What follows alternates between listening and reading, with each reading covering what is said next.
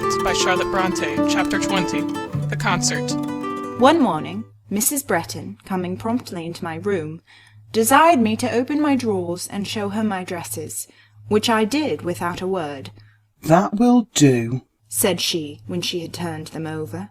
"You must have a new one." She went out. She returned presently with a dressmaker. She had me measured. "I mean," said she, "to follow my own taste and have my own way in this little matter." 2 days after came home a pink dress.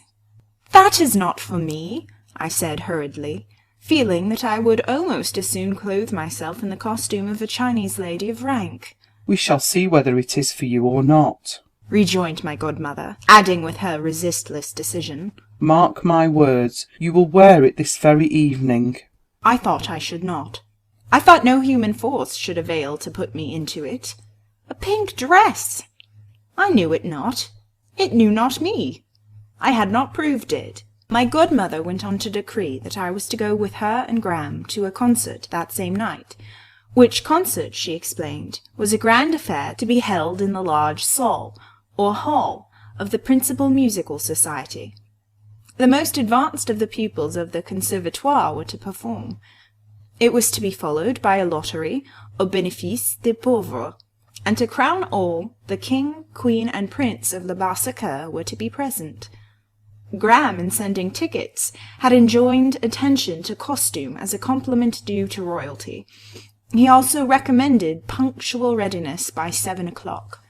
About 6 I was ushered upstairs. Without any force at all, I found myself led and influenced by another's will, unconsulted, unpersuaded, quietly overruled. In short, the pink dress went on, softened by some drapery of black lace. I was pronounced to be en grande tenue, and requested to look in the glass. I did so with some fear and trembling. With more fear and trembling I turned away. 7 o'clock struck. Dr. Bretton was come. My godmother and I went down. She was clad in brown velvet. As I walked in her shadow, how I envied her those folds of grave dark majesty! Graham stood in the drawing-room doorway.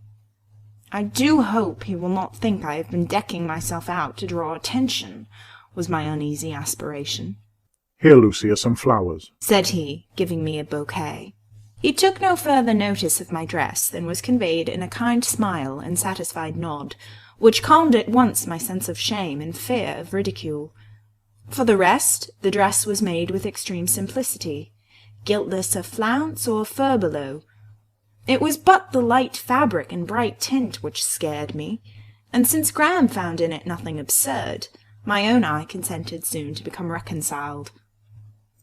I suppose people who go every night to places of public amusement can hardly enter into the fresh gala feeling with which an opera or a concert is enjoyed by those for whom it is a rarity. I am not sure that I expected great pleasure from the concert, having but a very vague notion of its nature, but I liked the drive there well.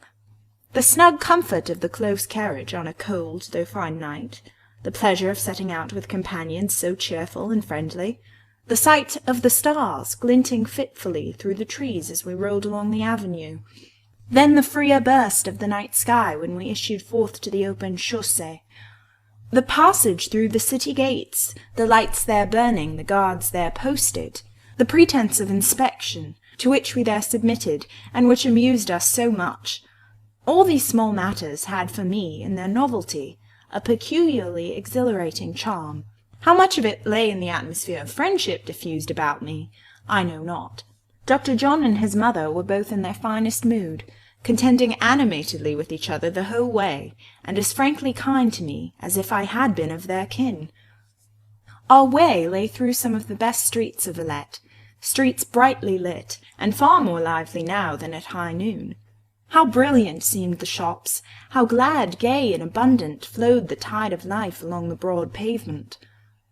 While I looked, the thought of the Rue Fossette came across me, of the walled-in garden and schoolhouse, and of the dark, vast classe, where, as at this very hour, it was my wont to wander all solitary, gazing at the stars through the high blindless windows, and listening to the distant voice of the reader in the refectory, monotonously exercised upon the lecture pews.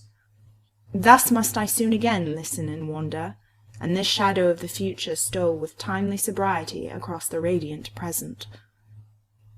By this time we had got into a current of carriages all tending in one direction, and soon the front of a great illuminated building blazed before us. Of what I should see within this building I had, as before intimated, but an imperfect idea, for no place of public entertainment had it ever been my lot to enter yet. We alighted under a portico, where there was a great bustle and a great crowd, but I do not distinctly remember further details, until I found myself mounting a majestic staircase, wide and easy of ascent, deeply and softly carpeted with crimson, leading up to great doors closed solemnly, and whose panels were also crimson-clothed. I hardly noticed by what magic these doors were made to roll back. Dr. John managed these points. Roll back they did, however, and within was disclosed a hall, grand, wide, and high, whose sweeping circular walls and domed hollow ceiling seemed to me all dead gold, thus with nice art was it stained, relieved by cornicing, fluting, and garlandry, either bright like gold burnished, or snow-white like alabaster, or white and gold mingled in wreaths of gilded leaves and spotless lilies. Wherever drapery hung, wherever carpets were spread or cushions placed, the sole colour employed was deep crimson. Pendant from the dome flamed a mass that dazzled me, a mass, I thought, of rock crystal, sparkling with facets, streaming with drops, ablaze with stars, and gorgeously tinged with dews of gems dissolved or fragments of rainbows shivered. It was only the chandelier, reader, but for me it seemed the work of Eastern genii. I almost looked to see if a huge dark cloudy hand, that of the slave of the lamp, were not hovering in the lustrous and perfumed atmosphere of the cupola, guarding its wondrous treasure. We moved on. I was not at all conscious whither, but at some turn we suddenly encountered another party approaching from the opposite direction. I just now see that group as it flashed upon me for one moment. A handsome middle-aged lady in dark velvet, a gentleman who might be her son, the best face, the finest figure, I thought I had ever seen, a third person in a pink dress and black lace mantle. I noted them all, the third person as well as the other two, and for the fraction of a moment believed them all strangers, thus receiving an impartial impression of their appearance. But the impression was hardly felt and not fixed, before the consciousness that I faced a great mirror, filling a compartment between two pillars, dispelled it. The party was our own party. Thus, for the first and perhaps only time in my life, I enjoyed the gifty of seeing myself as others see me. No need to dwell on the result. It brought a jar of discord, a pang of regret. It was not flattering, yet, after all, I ought to be thankful. It might have been worse. At last we were seated in places commanding a good general view of that vast and dazzling but warm and cheerful hall. Already it was filled, and filled with a splendid assemblage. I do not know that the women were very beautiful, but their dresses were so perfect, and foreigners, even such as are ungraceful in domestic privacy, seemed to possess the art of appearing graceful in public. However blunt and boisterous those every-day and home movements connected with peignoir and papillote, there is a slide, a bend, a carriage of the head and arms, a mien of the mouth and eyes, kept nicely in reserve for gala use, always brought out with the grande toilette and duly put on with the parure. Some fine forms there were here and there, models of a peculiar style of beauty, a style, I think, never seen in England, a solid, firm-set, sculptural style. These shapes have no angles. A caryatid in marble is almost as flexible.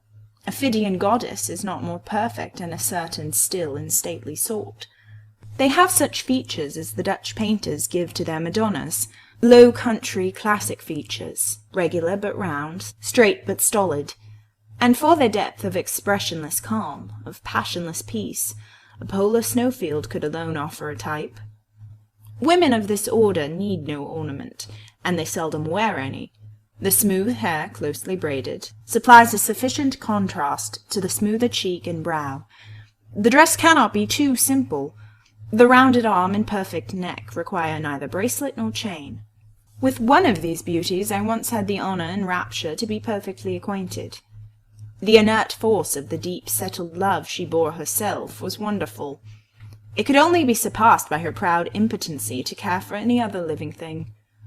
Of blood her cool veins conducted no flow.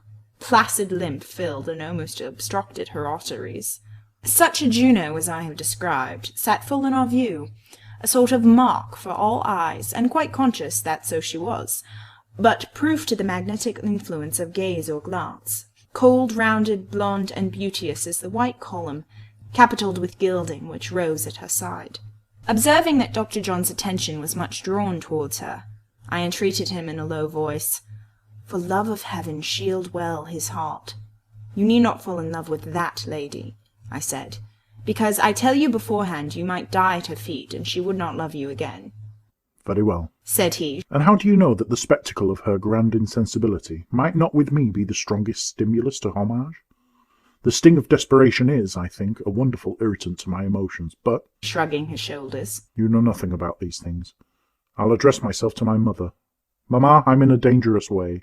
As if that interested me, said Mrs. Bretton. Alas, the cruelty of my lot, responded her son. Never man had a more unsentimental mother than mine.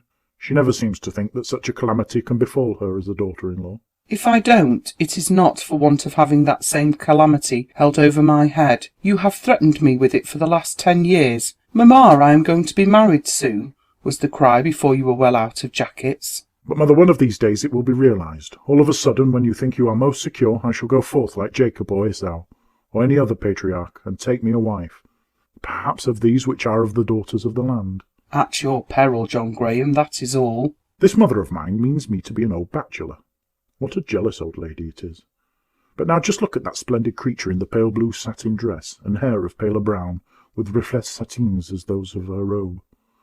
Would you not feel proud, mamma, if I were to bring that goddess home some day, and introduce her to you as Mrs. Bretton, Junior? You shall bring no goddess to La Terrasse. That little chateau will not contain 2 mistresses, especially if the second be of the height, bulk, and circumference of that mighty doll in wood and wax, and kid and satin. Mamma, she would fill your blue chair so admirably. Fill my chair? I defy the foreign usurper. A rueful chair should it be for her. But hush, John Graham. Hold your tongue and use your eyes. During the above skirmish, the hall, which I had thought seemed full at the entrance, continued to admit party after party, until the semicircle before the stage presented one dense mass of heads, sloping from floor to ceiling. The stage, too, or rather the wide temporary platform, larger than any stage, desert half an hour since, was now overflowing with life. Round 2 grand pianos, placed about the centre, a white flock of young girls, the pupils of the conservatoire, had noiselessly poured. I had noticed their gathering while Graham and his mother were engaged in discussing the belle in blue satin, and had watched with interest the process of arraying and marshalling them. 2 gentlemen, in each of whom I recognized an acquaintance, officered this virgin troop. One, an artistic-looking man, bearded and with long hair, was a noted pianiste, and also the first music teacher in Villette. He attended twice a week at Madame Beck's pensionnat to give lessons to the few pupils whose parents were rich enough to allow their daughters the privilege of his instructions. His name was Monsieur Joseph Emmanuel, and he was half-brother to Monsieur Paul, whose potent personage was now visible in the person of the second gentleman. Monsieur Paul amused me. I smiled to myself as I watched him. He seemed so thoroughly in his element, standing conspicuous in presence of a wide and grand assemblage, arranging, restraining, overawing about 100 young ladies. He was, too, so perfectly in earnest, so energetic, so intent, and above all so absolute. And yet what business had he there? What had he to do with music or the conservatoire, he who could hardly distinguish one note from another? I knew that it was his love of display and authority which had brought him there, a love not offensive only because so naive. It presently became obvious that his brother, Monsieur Joseph, was as much under his control as were the girls themselves. Never was such a little hawk of a man as that Monsieur Paul. Ere long, some noted singers and musicians dawned upon the platform. As these stars rose, the comet-like professor set. Insufferable to him were all notorieties and celebrities. Where he could not outshine, he fled. And now all was prepared. But one compartment of the hall waited to be filled. A compartment covered with crimson, like the grand staircase and doors, furnished with stuffed and cushioned benches, ranged on each side of 2 regal chairs, placed solemnly under a canopy. A signal was given, the doors rolled back, the assembly stood up, the orchestra burst out, and, to the welcome of a choral burst, into the king, the queen, the court of La Bassacre. Till then I had never set eyes on living king or queen. It may consequently be conjectured how I strained my powers of vision to take in these specimens of European royalty. By whomsoever majesty is beheld for the first time, there will always be experienced a vague surprise, bordering on disappointment, that the same does not appear seated en permanence on a throne, bonneted with a crown, and furnished as to the hand with a sceptre. Looking out for a king and queen, and seeing only a middle-aged soldier and a rather young lady, I felt half cheated, half pleased. Well do I recall that king, a man of 50, a little bowed, a little grey. There was no face in all that assembly which resembled his. I had never read, never been told anything of his nature or his habits, and at first the strong hieroglyphics graven as with iron stylet on his brow, round his eyes, beside his mouth, puzzled and baffled instinct. Ere long, however, if I did not know, at least I felt the meaning of those characters written without hand. There sat a silent sufferer, a nervous, melancholy man. Those eyes had looked on the visits of a certain ghost, had long waited the comings and goings of that strangest spectre, Hypochondria. Perhaps he saw her now on that stage, over against him, amidst all that brilliant throng. Hypochondria has that wont, to rise in the midst of thousands, dark as doom, pale as malady, and well-nigh strong as death. Her comrade and victim thinks to be happy one moment. Not so, says she, I come. And she freezes the blood in his heart and beclouds the light in his eye. Some might say it was the foreign crown pressing the king's brows which bent them to that peculiar and painful fold. Some might quote the effects of early bereavement. Something there might be of both these, but these are embittered by that darkest foe of humanity, constitutional melancholy. The queen, his wife, knew this. It seemed to me the reflection of her husband's grief lay on subduing shadow on her own benignant face. A mild, thoughtful, graceful woman that princess seemed. Not beautiful, not at all like the women of solid charms and marble feelings described a page or two since. Hers was a somewhat slender shape. Her features, though distinguished enough, were too suggestive of reigning dynasties and royal lines to give unqualified pleasure. The expression clothing that profile was agreeable in the present instance, but you could not avoid connecting it with remembered effigies, where similar lines appeared under phase ignoble, feeble or sensual or cunning as the case may be. The queen's eye, however, was her own, and pity, goodness, sweet sympathy blessed it with divinest light. She moved no sovereign, but a lady, kind, loving, elegant. Her little son, the Prince of La Bassacre, and young Duc de Dondonneau, accompanied her. He leaned on his mother's knee, and ever and anon in the course of that evening I saw her observant of the monarch at her side, conscious of his beclouded abstraction, and desirous to rouse him from it by drawing his attention to their son. She often bent her head to listen to the boy's remarks, and would then smilingly repeat them to his sire. The moody king started, listened, and smiled, but invariably relapsed as soon as his good angel ceased speaking. Full mournful and significant was that spectacle, not the less so because both for the aristocracy and the honest bourgeoisie of La Bassacre its peculiarity seemed to be wholly invisible. I could not discover that one soul present was either struck or touched. With the king and queen had entered their court, comprising 2 or 3 foreign ambassadors, and with them came the elite of the foreigners then resident in Villette. These took possession of the crimson benches.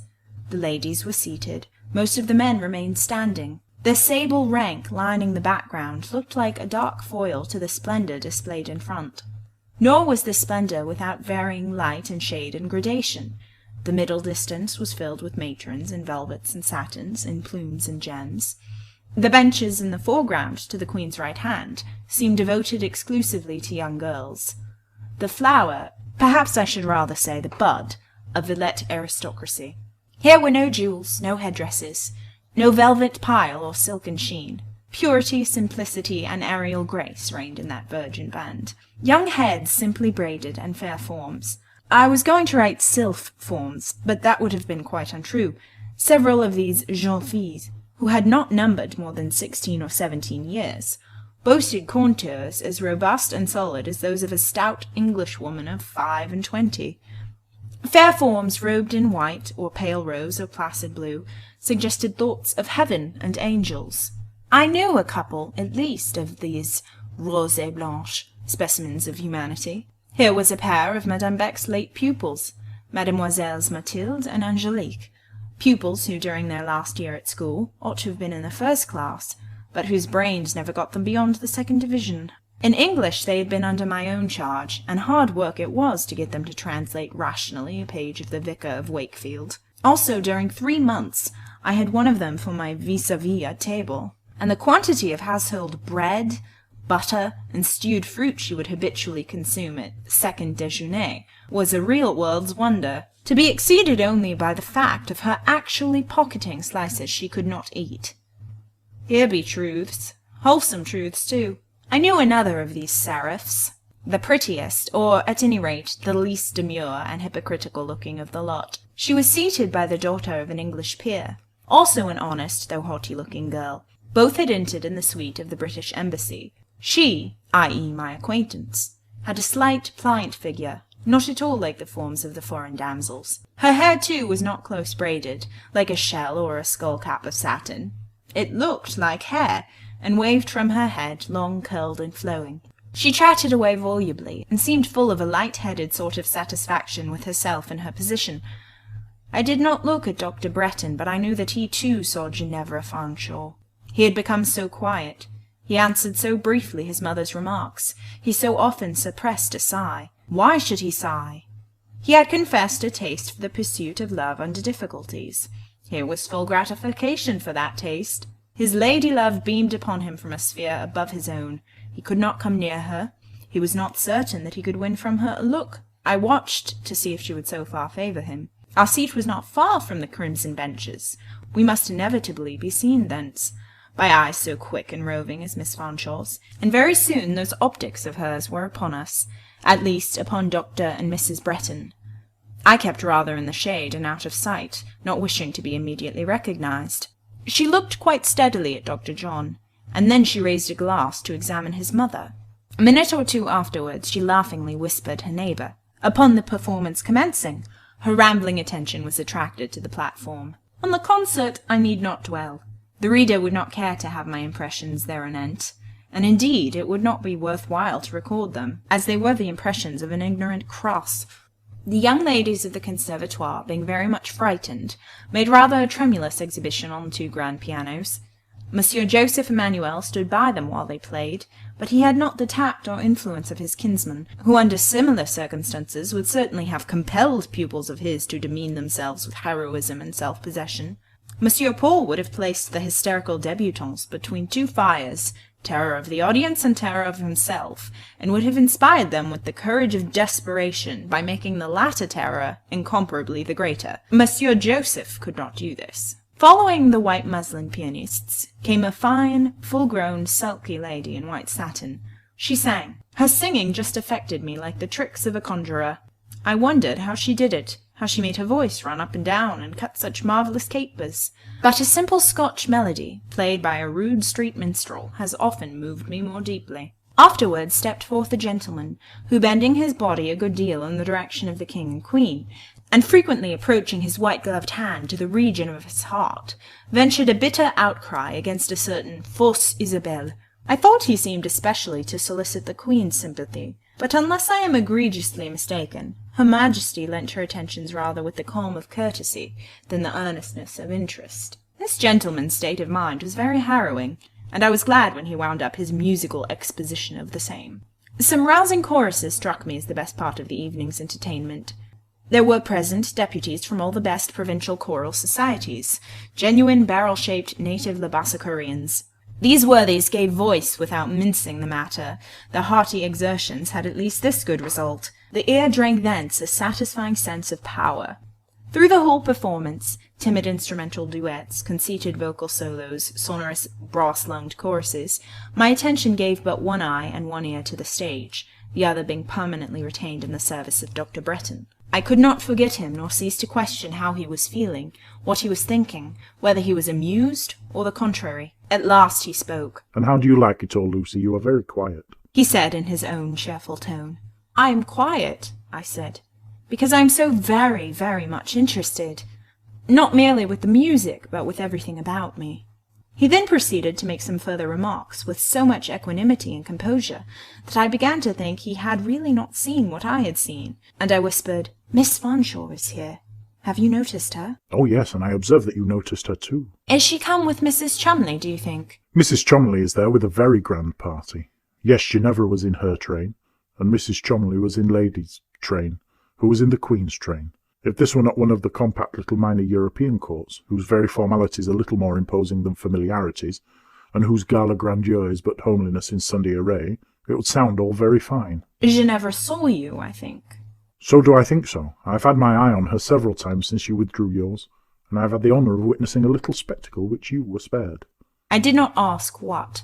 I waited voluntary information, which was presently given. "Miss Fanshawe," he said, "has a companion with her, a lady of rank. I happen to know Lady Sarah by sight.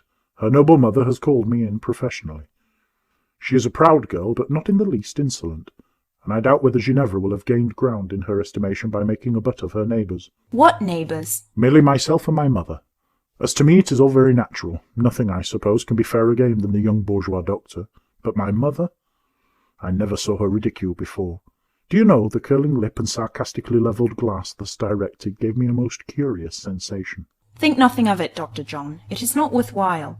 If Ginevra were in a giddy mood, as she is eminently tonight, she would make no scruple of laughing at that mild pensive queen or that melancholy king. She is not actuated by malevolence, but sheer heedless folly. To a feather-brained schoolgirl nothing is sacred." "But you forget, I have not been accustomed to look on Miss Fanshawe in the light of a feather-brained schoolgirl. Was she not my divinity, the angel of my career?" "Hem! There was your mistake." "To speak the honest truth without any false rant or assumed romance, there was actually a moment 6 months ago when I thought her divine. Do you remember our conversation about the presents? I was not quite open with you in discussing that subject. The warmth with which you took it up amused me. By a way of having the full benefit of your lights, I allowed you to think me more in the dark than I really was. It was that test of the presents which first proved Ginevra mortal. Still, her beauty retained its fascination. 3 days, 3 hours ago, I was very much her slave. As she passed me tonight, triumphant in beauty, my emotions did her homage, but for one luckless sneer, I should yet be the humblest of her servants. She might have scoffed at me, and while wounding, she would not soon have alienated me through myself. She could not in 10 years have done what in a moment she has done through my mother." He held his peace a while. Never before had I seen so much fire and so little sunshine in Dr. John's blue eye as just now. "Lucy," he recommenced, "look well at my mother, and say without fear or favour in what light she now appears to you." "As she always does. An English middle-class gentlewoman, well though gravely dressed, habitually independent of pretence, constitutionally composed and cheerful." "So she seems to me, bless her. The merry may laugh with mamma, but the weak only will laugh at her. She shall not be ridiculed, with my consent, at least, nor without my scorn, my antipathy, my—" He stopped. And it was time, for he was getting excited, more it seemed than the occasion warranted. I did not then know that he had witnessed double cause for dissatisfaction with Miss Fanshawe. The glow of his complexion, the expansion of his nostril, the bold curve which disdain gave his well-cut underlip, showed him in a new and striking phase. Yet the rare passion of the constitutionally suave and serene is not a pleasant spectacle, nor did I like the sort of vindictive thrill which passed through his strong young frame. "Do I frighten you, Lucy?" he asked. "I cannot tell why you are so very angry." "For this reason," he muttered in my ear. "Ginevra is neither a pure angel nor a pure-minded woman." Nonsense. You exaggerate. She has no great harm in her. Too much for me. I can see where you are blind. Now dismiss the subject. Let me amuse myself by teasing Mamma. I will assert that she is flagging. Mamma, pray rouse yourself. John, I will certainly rouse you if you are not better conducted. Will you and Lucy be silent that I may hear the singing? They were then thundering in a chorus, under cover of which all the previous dialogue had taken place. You hear the singing, Mamma? Now I will wager my studs, which are genuine, against your paste brooch. My paste brooch? Graham, profane boy, you know that it is a stone of value. Oh, that is one of your superstitions. You were cheated in the business. I am cheated in fewer things than you imagine. How do you happen to be acquainted with young ladies of the court, John? I have observed 2 of them pay you no small attention during the last half hour. I wish you would not observe them. Why not? Because one of them satirically levels her eyeglass at me. She is a pretty silly girl, but are you apprehensive that her titter will discomfit the old lady? The sensible, admirable old lady. Mother, you are better to me than 10 wives yet. Don't be demonstrative, John, or I shall faint, and you will have to carry me out. And if that burden were laid upon you, you would reverse your last speech and exclaim, Mother, 10 wives could hardly be worse to me than you are. The concert over, the Loterie au bénéfice des pauvres came next. The interval between was one of general relaxation, and the pleasantest imaginable stir and commotion. The white flock was cleared from the platform. A busy throng of gentlemen crowded it instead, making arrangements for the drawing, and amongst these, the busiest of all, reappeared that certain well-known form, not tall but active, alive with the energy and movement of 3 tall men. How Monsieur Ball did work! How he issued directions, and at the same time set his own shoulder to the wheel. 6 assistants were at his beck to remove the pianos, etc. No matter, he must add to their strength his own. The redundancy of his alertness was half vexing, half ludicrous.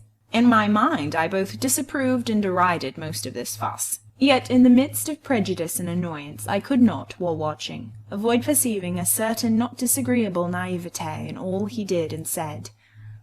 Nor could I be blind to certain vigorous characteristics of his physiognomy, rendered conspicuous now by the contrast with the throng of tamer faces. The deep, intent keenness of his eye, the power of his forehead, pale, broad, and full, the mobility of his most flexible mouth. He lacked the calm of force, but its movement and its fire he signally possessed. Meantime the whole hall was in a stir. Most people rose and remained standing for a change. Some walked about, all talked and laughed. The crimson compartment presented a peculiarly animated scene. The long cloud of gentlemen breaking into fragments mixed with the rainbow line of ladies. 2 or 3 officer-like men approached the king and conversed with him. The queen, leaving her chair, glided along the rank of young ladies, who all stood up as she passed, and to each in turn I saw her vouchsafe some token of kindness, a gracious word, look, or smile. To the 2 pretty English girls, Lady Sarah and Ginevra Fanshawe, she addressed several sentences. As she left them, both, and especially the latter, seemed to glow all over with gratification. They were afterwards accosted by several ladies, and a little circle of gentlemen gathered round them. Amongst these, the nearest to Ginevra, stood the Count de Hamal. This room is stiflingly hot, said Dr. Bretton, rising with sudden impatience. Lucy, Mother, will you come a moment to the fresh air? Go with him, Lucy, said Mrs. Bretton. I would rather keep my seat. Willingly would I have kept mine also, but Graham's desire must take precedence of my own. I accompanied him. We found the night air keen, or at least I did. He did not seem to feel it. But it was very still, and the star-sown sky spread cloudless. I was wrapped in a fur shawl. We took some turns on the pavement, and passing under a lamp, Graham encountered my eye. You look pensive, Lucy. Is it on my account? I was only fearing that you were grieved. Not at all. So be of good cheer as I am. Whenever I die, Lucy, my persuasion is that it will not be of heart complaint. I may be stung, I may seem to droop for a time, but no pain or malady of sentiment has yet gone through my whole system. You have always seen me cheerful at home? Generally. I am glad she laughed at my mother. I would not give the old lady for a dozen beauties. That sneer did me all the good in the world. Thank you, Miss Fanshawe. And he lifted his hat from his waved locks and made a mock reverence. Yes, he said. I thank her. She has made me feel that 9 parts in 10 of my heart have always been sound as a bell, and the 10th bled from a mere puncture, a lancet prick that will heal in a trice. You are angry just now, heated and indignant. You will think and feel differently tomorrow. I heated and indignant? You don't know me. On the contrary, the heat is gone. I am as cool as the night, which, by the way, may be too cool for you. We will go back. Dr. John, this is a sudden change. Not it, or if it be, there are good reasons for it. 2 good reasons. I've told you one, but now let us re-enter. We did not easily regain our seats. The lottery was begun, and all was excited confusion. Crowds blocked the sort of corridor along which we had to pass. It was necessary to pause for a time. Happening to glance round, indeed, I half fancied I heard my name pronounced. I saw quite near the ubiquitous, the inevitable Monsieur Paul. He was looking at me gravely and intently. At me, or rather at my pink dress, sardonic comment on which gleamed in his eye. Now, it was his habit to indulge in strictures on the dress, both of the teachers and pupils at Madame Beck's, a habit which the former, at least, held to be an offensive impertinence. As yet I had not suffered from it, my sombre daily attire not being calculated to attract notice. I was in no mood to permit any new encroachment tonight. Rather than accept his banter, I would ignore his presence, and accordingly steadily turned my face to the sleeve of Dr. John's coat, finding in that same black sleeve a prospect more redolent of pleasure and comfort, more genial, more friendly, I thought, than was offered by the dark little professor's unlovely visage. Dr. John seemed unconsciously to sanction the preference, by looking down and saying in his kind voice, "Aye, keep close to my side, Lucy. These crowd burgers are no respecters of persons." I could not, however, be true to myself. Yielding to some influence, mesmeric or otherwise, an influence unwelcome, displeasing, but effective, I again glanced round to see if Monsieur Paul was gone. No, there he stood on the same spot, looking still but with a changed eye. He had penetrated my thought and read my wish to shun him. The mocking but not ill-humoured gaze was turned to a swarthy frown, and when I bowed with a view to conciliation, I got only the stiffest and sternest of nods in return. "Whom have you made angry, Lucy?" whispered Dr. Bretton, smiling. "Who is that savage-looking friend of yours?" "One of the professors at Madame Beck's. A very cross little man." "He looks mighty cross just now. What have you done to him? What is it all about?" "Ah, Lucy, Lucy, tell me the meaning of this." "No mystery, I assure you. Monsieur Emmanuel is very exigeant, and because I looked at your coat-sleeve instead of curtsying and dipping to him, he thinks I have failed in respect." "The little—" began Dr. John. I know not what more he would have added, for at that moment I was nearly thrown down amongst the feet of the crowd. Monsieur Paul had rudely pushed past, and was elbowing his way with such utter disregard to the convenience and security of all around, that a very uncomfortable pressure was the consequence. "I think he is what he himself would call méchant," said Dr. Bretton. I thought so too. Slowly and with difficulty we made our way along the passage, and at last regained our seats.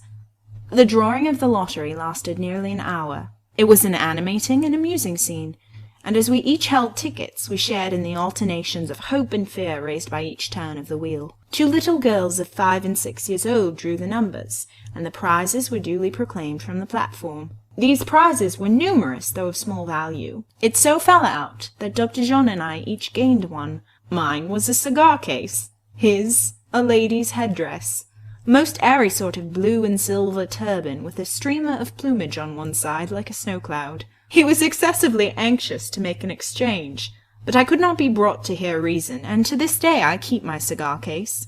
It serves, when I look at it, to remind me of old times, and one happy evening.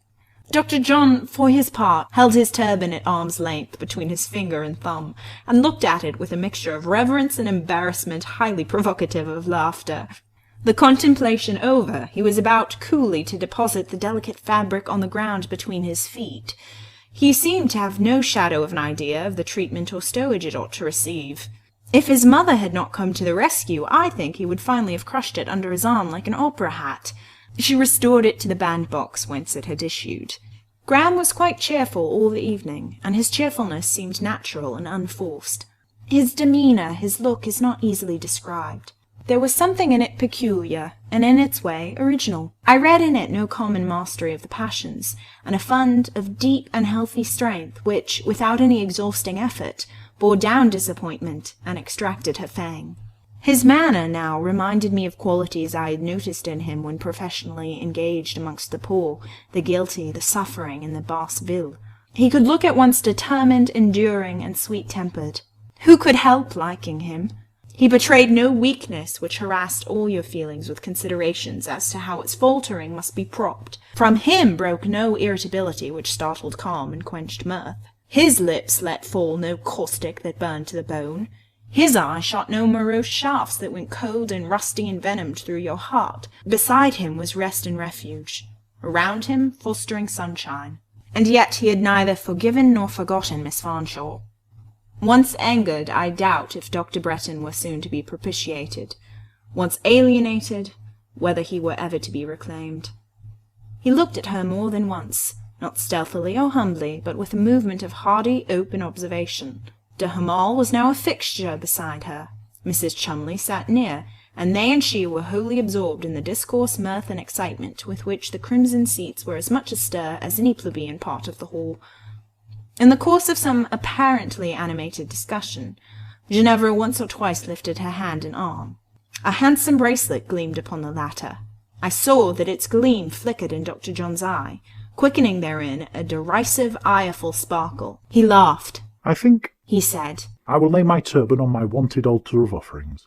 There, at any rate, it will be certain to find favour. No grisette has a more facile faculty of acceptance. Strange, for after all, I know she is a girl of family." "But you don't know her education, Dr. John," said I. "Tossed about all her life from one foreign school to another, she may justly proffer the plea of ignorance in extenuation of most of her faults. And then, from what she says, I believe her father and mother were brought up much as she has been brought up." "I always understood she had no fortune, and once I had pleasure in the thought," said he. "She tells me," I answered, "that they are poor at home. She always speaks quite candidly on such points. You will never find her lying, as these foreigners will often lie. Her parents have a large family. They occupy such a station and possess such connections as, in their opinion, demand display. Stringent necessity of circumstances and inherent thoughtlessness of disposition combined have engendered reckless unscrupulousness as to how they attain the means of sustaining a good appearance. This is the state of things, and the only state of things she has seen from childhood upwards." "I believe it, and I thought to mould her to something better. But, Lucy, to speak the plain truth, I have felt a new thing to-night in looking at her and de Hamal. I felt it before noticing the impertinence directed at my mother. I saw a look interchanged between them immediately after their entrance, which threw a most unwelcome light on my mind." "How do you mean? You have been long aware of the flirtation they keep up?" Flirtation? That might be an innocent girlish wile to lure on the true lover, but what I refer to was not flirtation. It was a look marking mutual and secret understanding. It was neither girlish nor innocent. No woman, were she as beautiful as Aphrodite, who could give or receive such a glance, shall ever be sought in marriage by me. I would rather wed a paysanne in a short petticoat and high cap, and be sure that she was honest. I could not help smiling. I felt sure he now exaggerated the case. Ginevra, I was certain, was honest enough with all her giddiness. I told him so. He shook his head and said, "He would not be the man to trust her with his honour." "The only thing," said I, "with which you may safely trust her. She would unscrupulously damage a husband's purse and property, recklessly try his patience and temper. I don't think she would breathe, or let another breathe on his honour." "You are becoming her advocate," said he. "Do you wish me to resume my old chains?" "No. I am glad to see you free, and trust that free you will long remain, yet be at the same time just." "I am so, just as Rhadamanthus, Lucy. When once I am thoroughly estranged, I cannot help being severe. But look, the king and queen are rising. I like that queen. She has a sweet countenance. Mamma, too, is excessively tired. We shall never get the old lady home if we stay longer."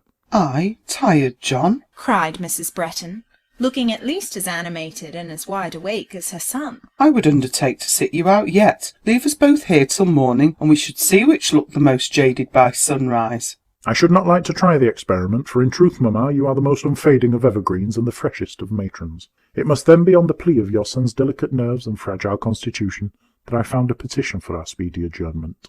"Indolent young man, you wish you were in bed, no doubt, and I suppose you must be humoured. There is Lucy, too, looking quite done up." For shame, Lucy, at your age. A week of evenings out would not have made me a shade paler. Come away, both of you, and you may laugh at the old lady as much as you please, but for my part I shall take charge of the bandbox and turban. Which she did accordingly. I offered to relieve her, but was shaken off with kindly contempt.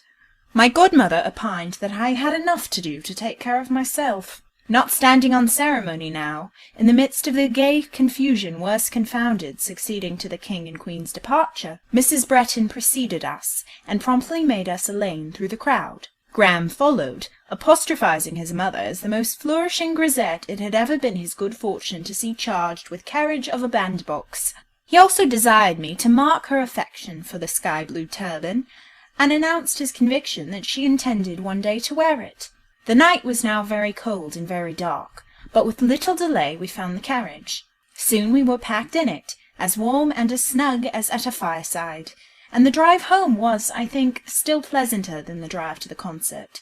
Pleasant it was, even though the coachman, having spent in the shop of a marchand de vin a portion of the time we passed at the concert, drove us along the dark and solitary chaussée far past the turn leading down to La Terrasse. We, who were occupied in talking and laughing, not noticing the aberration till, at last, Mrs. Bretton intimated that though she had always thought the chateau a retired spot, she did not know it was situated at the world's end, as she declared seemed now to be the case, for she believed we had been an hour and a half en route, and had not yet taken the turn down the avenue.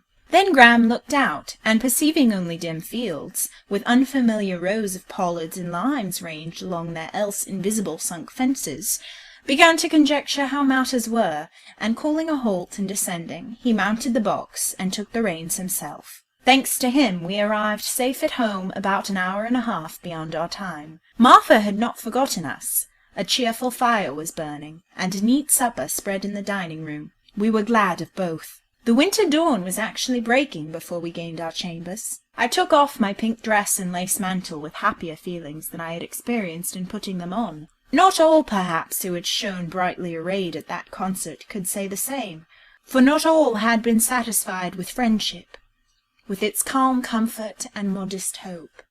End of chapter 20.